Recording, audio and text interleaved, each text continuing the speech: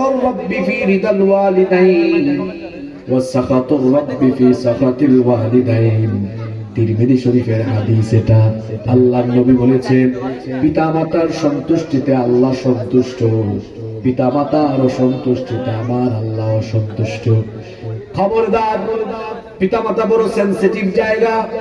একবার আব্বা আম্মার মনে আঘাত দিয়েছেন তো দুনিয়ার ক্যারিয়ারকে নষ্ট করে ফেলেছেন। একবার পিতামাতাকে আঘাত করেছেন তো দুনিয়াও শেষ করলেন, আখিরাতও শেষ করে দিলেন।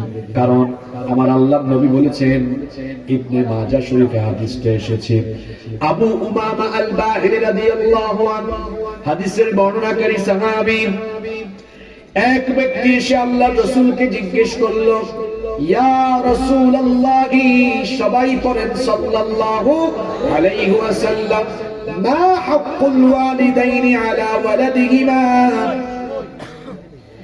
পিতামাতার প্রতি সন্তানের দায়িত্ব এবং কর্তব্য কি? আল্লাহর নবী বললেন, সাহাবী এমন সেনসিটিভ বিষয়ে প্রশ্ন করলে শোনো, হুমা জান্নাতুকা আও হুমা নারুকা, পিতামাতা হয় তোমার জন্য জান্নাতে যাওয়ার কারণ, অথবা পিতামাতা হয়ে যাবে তোমার জাহান্নামে যাওয়ার কারণ।